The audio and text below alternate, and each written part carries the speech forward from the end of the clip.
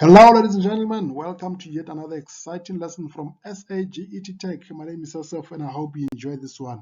And please don't forget to hit the subscribe button below this video for us to be able to keep producing more and more of these wonderful and exciting videos.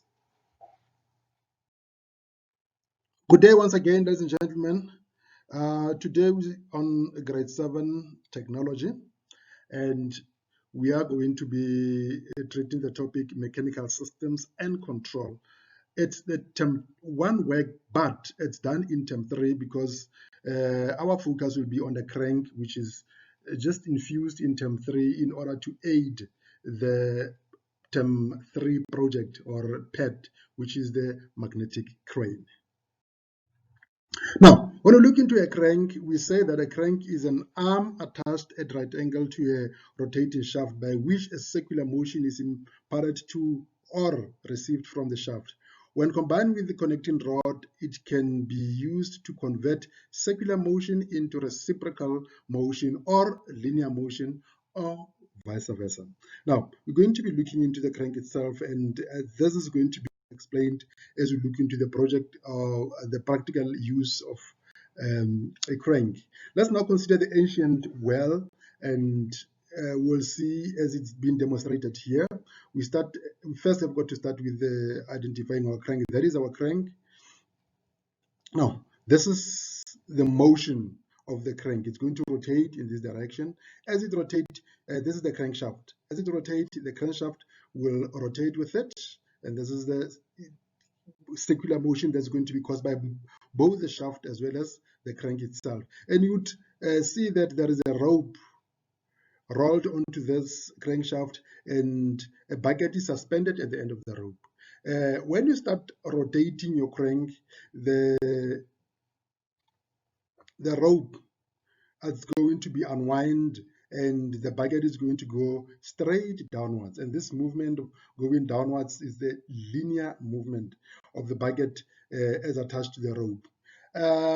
It will go down and when you keep rotating to one direction, and immediately after you have reached the bottom, getting the water there, you start rolling in an opposite direction. Then it did now move upwards. That's why I'm calling it a linear motion, because some of the people would be calling it reciprocal. In terms of reciprocal, you must be turning the crank in the same direction, and the rod attached to the crank must be going up and down. But with this one, you roll it to one direction, it goes to one direction, and only when you roll it into the other direction, being it clockwise and anti-clockwise, will the rope now move in another direction. I hope you understood that.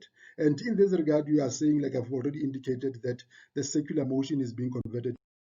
Now we get to yet another example or practical application of a crank, which is the sewing machine. And as I've indicated, here we are going to start experiencing the reciprocal motion. Now, let's first identify our crank. Here is our crank. The crank will be here, and the crankshaft will be running somewhere inside here, as and when you start rotating your crank. You see, in this regard, the crank is rotating. The circular movement of a crank is in the clockwise direction. Now, there must be a cam somewhere here. With this cam, it makes the needle to be able to move up and down, up and down. So by the aid of the cam here, this needle is going to be moving up and down, and it's causing what you call reciprocal or up and down movement of a needle. Hence I was saying, you must be rotating in the same direction, rotating your crank in the same direction, and on the other side, this needle of yours is going up and down. You shouldn't be moving the crank to and fro for this to move up and down, for you to have the circular motion changed into reciprocal motion. And as we have already indicated, in this regard, the circular motion is converted to reciprocal motion or movement. Now, we are now looking into the other application of a crank, which is the fishing rod. And here, the crank is combined with other simple machine, which is called a pulley to perform a duty. Now, let's look at how the fishing rod look like. This is our fishing rod. Our crank should be here, and our pulley will be up here. Now, what happens is when you start unwinding or rotating the crank, this fishing lane is going to go down, down, down in a straight movement like that. And after you felt that you've caught a fish or something, you would rolling it in an opposite direction or winding it in an opposite direction, then it will be going in a linear motion upwards via this pulley. Hence, I'm saying in this kind of application, the crank is combined together with a pulley. And still, we say the circular motion here is converted into a linear motion. Now, in our term 3 pad that I've already indicated at the beginning of the lesson, the crank is combined with a pulley in order to demonstrate the operation of the magnetic crane. Let's look at how this project look like, or the pad look.